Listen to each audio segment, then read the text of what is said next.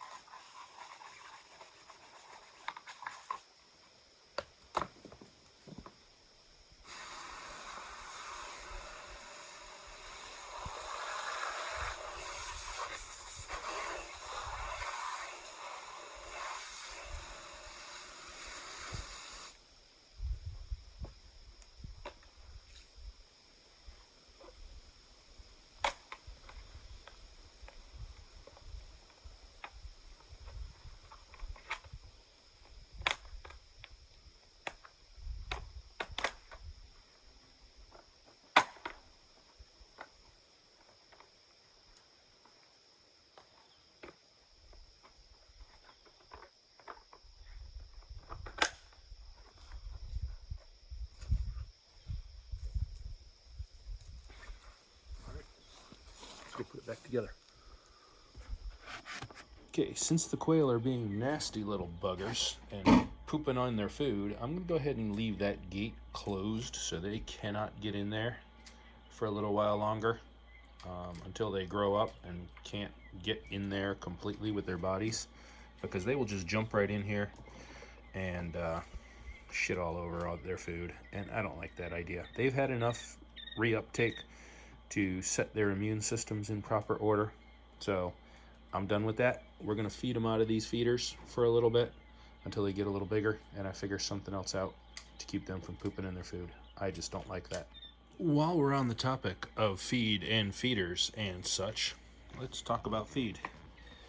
This is a whole grain based diet that pretty much came right out of that book right there, Niche Poultry, Feeding and Management, by our good friend Jeff Maddox. He's our poultry nutritionist and helps us formulate all of our feed, and has saved us untold amounts of money and It just really accelerated our whole breeding program, and our birds just look amazing.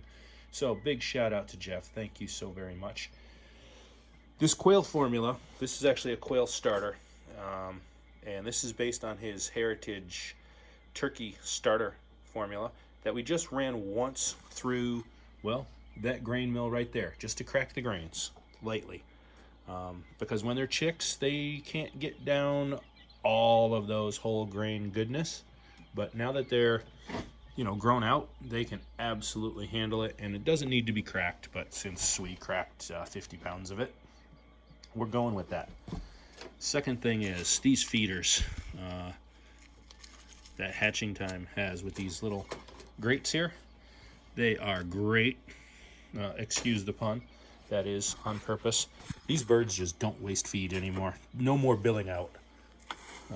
Billing is the process of them just kind of using their bill to flick through the food and flick out what they don't want. And that's not efficient or thrifty by any means. Of course, they're going to go for what they want the most, the fastest. But sifting and sorting, we're not going to have that. They need to finish all of their food before they get more, so to speak. Clean your plate before you get any dessert. So that's what we're doing here now. Just refilling their feeders.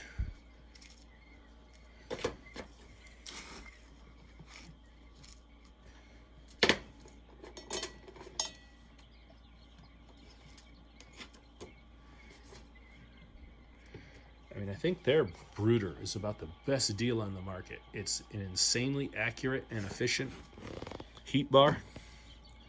I add some extra insulation because we're here in Vermont. So yeah, I got 3 inches of blue foam on top and 2 inches of Reflectix around the top and the sides. And these birds are just fine all winter long. You'll see they respond instantly to food.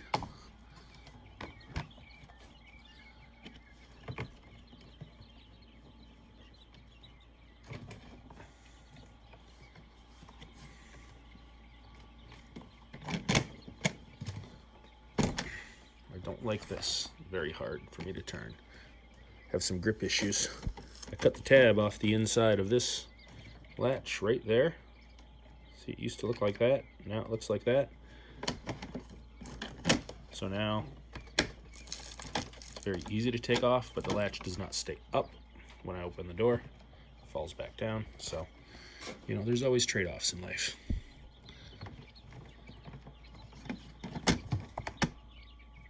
But there they go.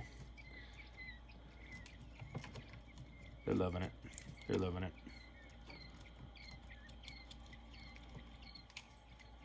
As you can see, they're just going crazy for that ration.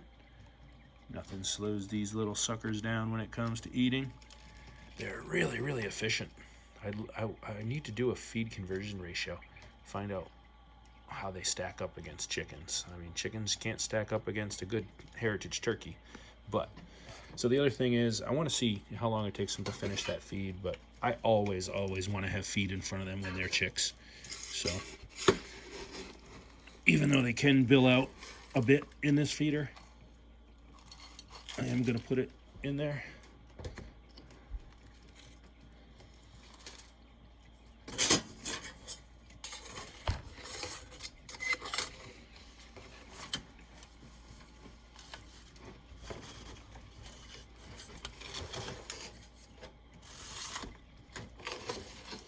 Oh, I need that.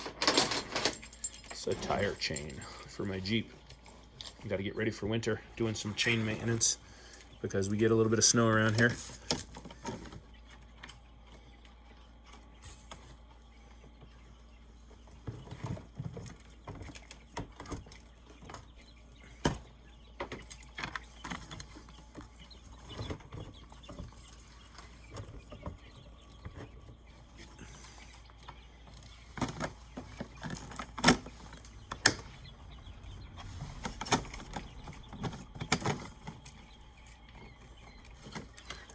You little suckers. Get it back in there.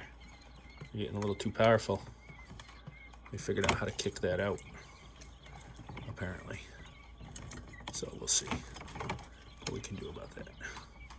I'll put 2 there, 2 there, 2 there.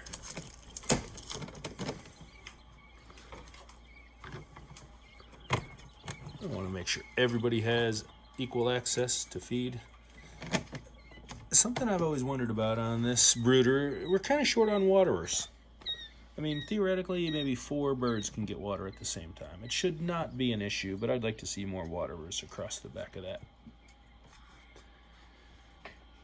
But other than that, it seems to be working awesome. Birds are loving it. They're growing fast and healthy. And such a joy to clean.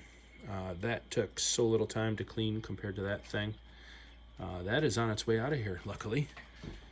Got somebody who's going to take that as well as the 2 Old English pheasant fowl. I found an adoptive home for them, so I'm really, really excited, and they also wanted to buy my brooders. So we're going to sell those and replace those with a couple more for this stack right here. What? Stand by for that.